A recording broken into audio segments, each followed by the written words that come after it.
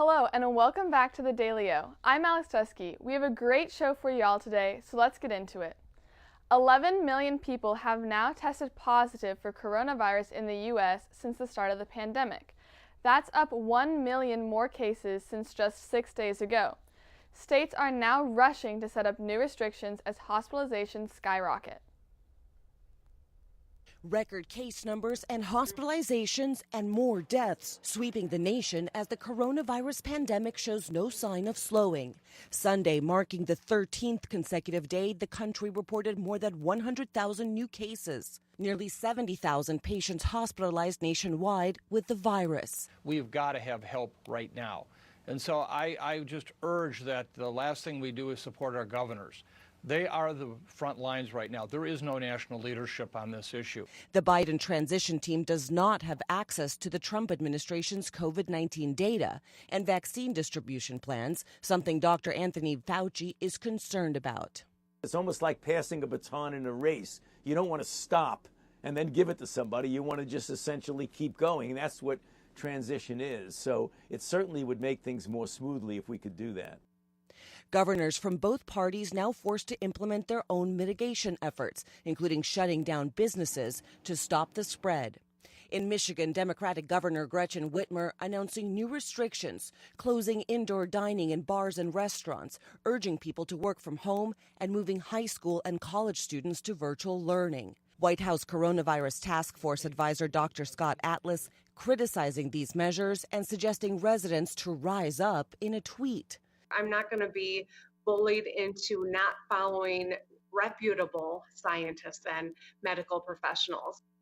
New Mexico ordering a statewide order closing all non-essential services for the next 2 weeks, and in Oregon, in-person dining and gyms closed for at least 2 weeks to try to curb the number of cases the state is seeing. It is so hard to ask all of you this again. Many of you cheered and rang bells and put up signs calling us heroes. And we're so grateful for that. Right now, we're asking you to be our heroes. In Illinois, a stay-at-home advisory goes into effect today in Chicago. In North Dakota, the governor announcing new mitigation efforts, including finally implementing a mask mandate. At least 2 sheriffs already saying they won't enforce it. In a nutshell, we will not be enforcing mask mandates. Despite the state reporting more than 2,200 new cases Saturday, its highest day since the pandemic began. Right now, the data demands a higher level of mitigation efforts to reverse these dangerous trends, to slow the spread of the virus, and to avoid the need for any economic shutdowns. And in neighboring South Dakota, the state has the highest 7-day moving average of any other state in the country at nearly 60%. Fears are growing that the delayed presidential transition could affect the pandemic. Biden's team is getting up to speed on the pandemic response by back-channeling with governors, members of the private sector, and the medical community. Speaking of COVID-19, Oklahoma State University and the University of Oklahoma are encouraging all students to go and get a COVID test before they travel home for Thanksgiving. The universities are urging their students to continue wearing masks, social distancing, and proper and frequent hand washing as they head home from school. Burns Hargis said, quote, "As students leave campus for the long holiday break, it is critical that they consider the well-being of the vulnerable family and community members. Now more than ever, getting tested, wearing masks, and maintaining distance is vital to protecting others and managing the spread of the pandemic. Our students have done a great job following guidelines and staying healthy this semester, and I urge them to schedule a free test on campus before they leave for the holiday break." End quote. To schedule a test here at OSU, you can go to uhs.okstate.edu and make an appointment for a drive-through test. One student came to OSU because of the draw of resources like the McKnight Center, but because of COVID-19, things look a little different this year. Branson Evans gives us a closer look. Lingzhao Fan, a sophomore piano student at Oklahoma State University, left his home in China to come to OSU to pursue his goal of becoming a musician. Fan said his father taught him to play piano when Fan was 4. He studied at Sichuan University in China. My father loves to collect some vinyl records and CD for sure, and almost all of them are classic musics, and I just like collect them too. OSU is home to over 1,000 international students. Some of them, like Fawn, are Chinese. Some of these students are recruited by Professor Thomas Lanners, who teaches piano at OSU. Lanners makes trips to China to meet with these students. Lanners said he recruits students from China because there is a large population of practicing piano students who take the study of piano and music theory seriously. How serious is serious? Fawn said he practices piano 4 to 8 hours every day. Piano music, but everything else as well. So he has a great hunger for just taking in the whole of what music is about. But when COVID-19 began in March, OSU switched to online classes. Many students were able to go home to their family, provided their families are in the States. But what if, like Fawn, your family is 7,000 miles away? And they could not go home this summer, so they were in Stillwater all summer.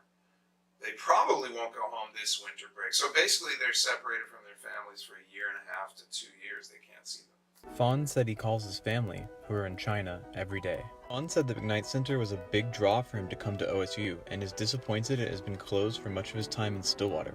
Well, to tell the truth, I'm afraid to come to the face-to-face class meeting.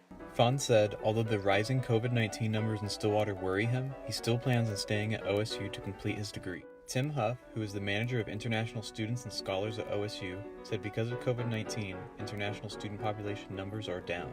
Have got to be some of the toughest, most resilient human beings on the planet. This is not easy to do during the best of times, but the resiliency that they've shown in the midst of this pandemic is truly admirable. Huff said his office estimates a 15% decrease from spring in total international student enrollment for the fall semester. Of the reported 1,294 international students, 160 are distance ed, meaning they're not in Stillwater. For international college students like Fawn, there are many difficulties relating to COVID-19, but there are some advantages too. Then you've got to go into lectures where the professors can't slow down beyond a certain point if there are people in the class who aren't understanding.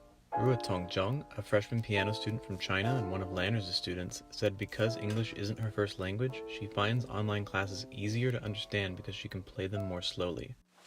I want to return to China, but I don't think I can go back to Oklahoma. Lanners said he has some prospective students who cannot come to Stillwater until at least next semester. In the meantime, he's teaching them online.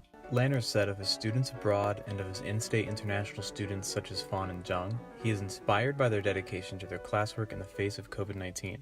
I'm a parent myself of 2 college-age kids, and sending them across the world during a pandemic is, wow, that's a big commitment.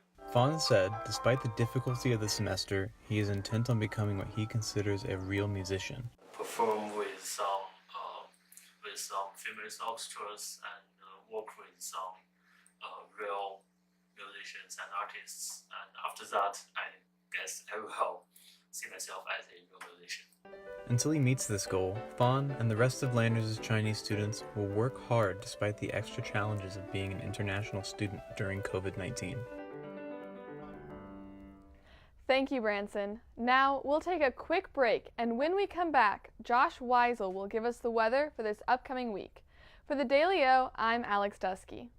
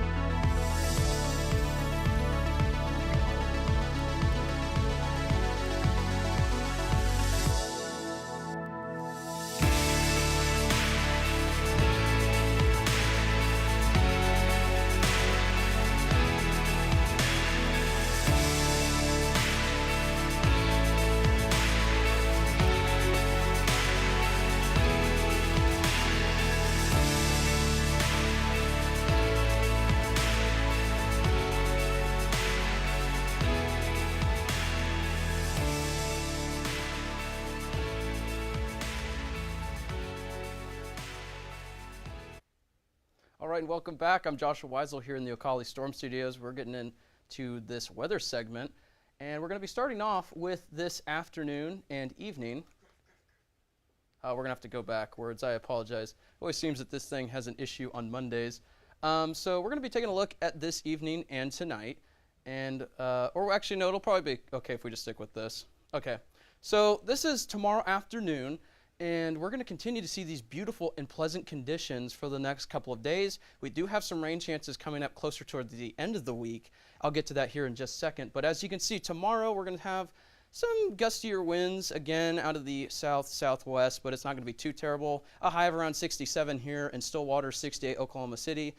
Overall, beautiful day across most of the state. Mostly sunny skies, some decent winds, and some mild but pleasant conditions. Going into Wednesday, we have, again, beautiful conditions across the state. We're going to be, once again, that mild to cool zone temperature-wise with a high of 67 once again in Stillwater. Again, over here in Oklahoma City, we're going to see a high of around 67. Beautiful conditions sky-wise. We're going to see fully sunny skies once again. We're going to continue to see that for the next couple of days, as I mentioned. But again, there's those gustier winds once again out of the east-southeast. Those will probably be around, let's say, about 10 to 15 miles an hour or so on Wednesday. So, taking a look at those allergens. As I've mentioned, and fortunately, the past couple of shows, we have not had any sort of pollutants across the Stillwater area. So, allergens are still at a 0 for most of the pollutants. That's some good news for us who suffer from allergens like myself. So, again, it looks to be quite pleasant with no allergens or pollutants in the atmosphere, allergy-wise, from tree, grass, and weed. So, here's that 7-day forecast, and right behind me is those storm chances that I mentioned towards the end of the week. That's around Sunday. Otherwise, you can see, take a look, Monday through at least Friday, fully sunny skies, highs in the 70s. We're going to see some cooler temperatures tonight. Take a look at those lows will be in the 30s tonight. They'll still be a little bit low through a good portion of the week. That's typical for this time of year. We're going to see lows in the 40s for tomorrow night. I'm going to step out of the way real quick so you can see what's in store. Those rain chances will go back up Saturday and Sunday. As you can see, around a 40% chance for some showers and storms Saturday evening. And we're going to see a 40% chance of showers and storms on Sunday during the day. This is as a cold front will push through again. As you can see, those highs will dip into the 50s by the end of the week. So overall, for the rest of this week, we're going to see some beautiful and pleasant conditions. It's just when we get to the weekend that we'll start to see those shower and storm chances go up once again. Otherwise, expect a beautiful and pleasant week. Stay tuned for more right after this.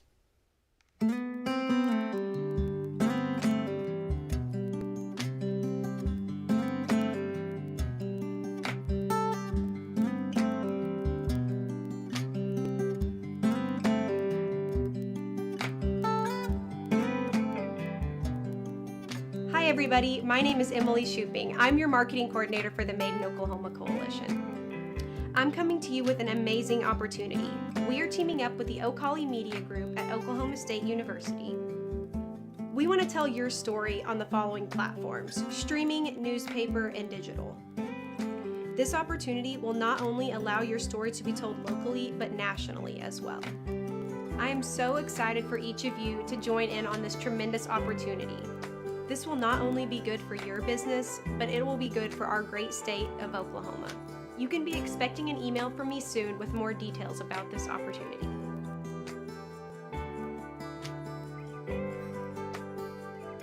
Local has a name, local has a face, local has a flavor. The Made in Oklahoma Coalition.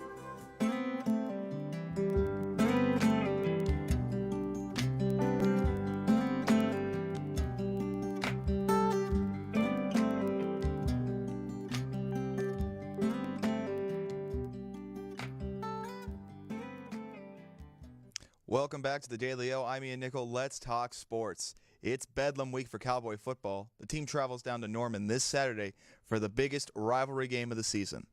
There's always competitiveness between the Cowboys and the Sooners, but this year there is a Big 12 championship on the line for both teams. The Cowboys have not moved up in the AP rankings in a couple of weeks and are still 14th, while the Sooners have moved up to 18th. The teams are 2nd and 3rd in the Big 12 rankings behind the Iowa State Cyclones. The Cowboys and Sooners are both coming off of a bye week. Oklahoma State was thankful for this break. to allow the team, especially Chuba Hubbard and Tylan Wallace, to get fully healthy before the remaining games of the season. The Cowboys are looking to avenge their home loss last year to the Sooners, which ended 34-16. Spencer Sanders was not the quarterback for that game. Sanders will make his Bedlam debut this weekend. Coach Gundy has said that the Sooners' offense is similar to Kansas State's and has made practices pretty simple. The goal for this game is to keep the turnover margin low. Obviously, the Cowboys have struggled with turnovers throughout the season. Gundy has said how defense and turnovers are winning the ball games for teams this year. So let's hope the Cowboys can hang on to the ball. Gundy believes his team is prepared and is well practiced going into the game. All I do is gauge their practice. This team has practiced very well throughout the year. This team practiced really well last night. So it looks like to me that they're focused and trying to get as prepared as possible for this game. Kickoff is Saturday at 6:30 p.m. Also Saturday, College Game Day will be in Norman for the game. Be sure to tune in here Friday for a more in-depth preview of that game. The men's basketball team is nearing its start date. Ryan Carnes caught up with the team as they continue their preparation for the season. As each day passes, the beginning of the Oklahoma State men's basketball team's season edges closer, with their schedule and opponents now being figured out. The Pokes will play the UT Arlington Mavericks to tip off the season. The biggest challenges for the Cowboys right now are just getting in game shape and making sure that players make it to the court safely during the COVID-19 pandemic. What we're asking these young people to do is pretty challenging, to be honest. I mean, to just not socialize at all, right? And so inevitably, we're going to have challenges. So what we try to do is just continue every day to preach to them, wear your mask, don't be in large crowds. The Cowboys have been back practicing for a month now, as the start date draws ever so close. The players have been diligent so far with no cases in the basketball program. It will only get tougher from here as the team preps to travel during the season. The team's focus will be at an all-time high this year, with players following the new protocols and also balancing high expectations when they finally hit the court. One player who will be especially focused here at Gallagher-Iba will be Isaac Likely. The All-Big 12 guard stepped into a leadership role for the team and will have a chip on her shoulder after missing out on all preseason awards for the Big 12 Conference. I'm not in it for that kind of stuff, I just let my game talk and my numbers talk. At the end of the day, I just really feel blessed to even be here, honestly, to even be playing at this college level. I've never expected to be here. I didn't expect myself to be here. Nobody from my city did. I just put in work and God blessed me to be here. So I'm just happy to just step out on the court every night, honestly. Likely played over 30 minutes a game last year, and with lots of new members in the backcourt this season, it will be vital for him to build on what was his best season last year, which saw him average over 10 points a game and close to 2 steals a game. Isaac and the team will continue their path for greatness in the Big 12. The postseason is still up in the air, but there will be plenty to play for this season. The Pokes will play UTA, then move into a packed December schedule with the likes of Marquette, 19th-ranked Texas, and TCU coming up. For the Daily O, I'm Ryan Carnes.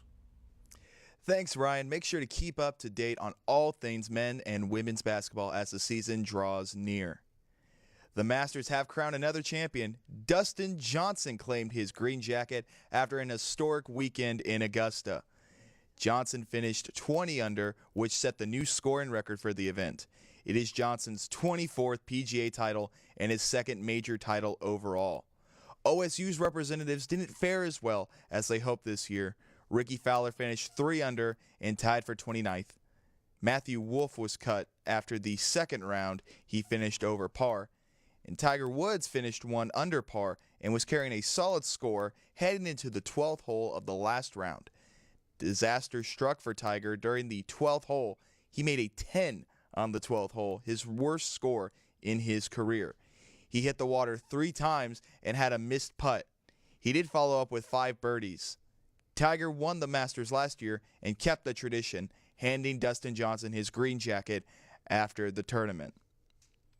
The NBA is entering what is most likely going to be their busiest week of the shortened offseason. The 2020 NBA Draft is slated for Wednesday night, which will finally allow the next class of rookies to find their teams. Training camps are going to begin about a week after the draft as teams prepare for the expected late December start date. One team that has been busy in the past few weeks has been the Oklahoma City Thunder, who have began unloading ahead of the draft. The first struck a deal to send Dennis Schroeder to the Lakers for veteran Danny Green and the 28th pick.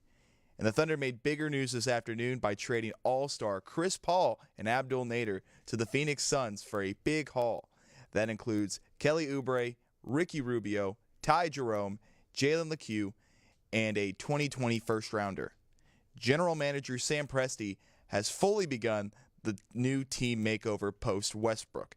More players are potentially on the move, with longtime center Steven Adams being rumored to be on the move as well. The Saints are out of their starting quarterback for the foreseeable future. After medical evaluation earlier today, it has been announced that Drew Brees has 5 broken ribs, possibly more, a collapsed lung, a part of an injury that happened in the first half of the game against the 49ers yesterday. But it is believed that 3 ribs have been injured before last week's game against the Bucs. Backup quarterback Jameis Winston came in against the Niners and led the Saints to a 27-13 win. The most optimistic people say Brees may return in 2 to 3 weeks, but the team is prepared for longer. Kyler Murray had an amazing Hail Mary pass to DeAndre Hopkins in the end zone yesterday. The touchdown gave the Arizona Cardinals a 6-point lead over the Buffalo Bills with 1 second remaining in the game. Murray threw from the Bills' 43-yard line with 11 seconds to go. Hopkins jumped over 3 defenders to make the catch and win the game for the Cardinals. Poor Bill O'Brien. Former New York Giants cornerback DeAndre Baker, who was released earlier this year after being accused of stealing money and watches while armed. He was cleared of all charges today by the Broward State Attorney's Office after an attorney of one of his alleged victims was arrested for extortion. Now that he has been cleared, he is hoping for a return to the NFL. Thanks for tuning into the Daily O today. Don't forget to follow us on social media at @TheDailyO_TV. You can watch our show on Roku, Amazon Fire Stick, Apple TV, and on Suddenlink Channel 112. We hope to see you back here on Friday. For the Daily O, I'm Ian Nickel. Have a great night.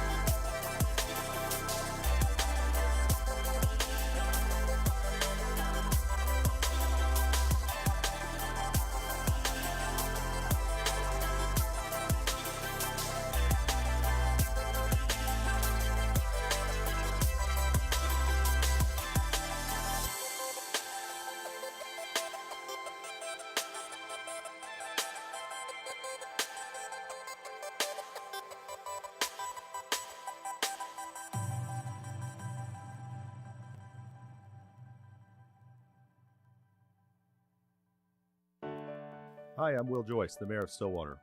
As Mayor, it's my responsibility to help develop plans for a variety of resident needs, including roads, emergency services, and utilities. Some of those services are paid for with federal money that the government distributes to states and communities based on Census Bureau data. This is your tax money coming back to our community, but if you or your household aren't counted, we lose nearly $1,200 per person to places like Texas, Kansas, and Arkansas. So help bring that money back to local communities by filling out the 2020 census. This year, it's easy to do.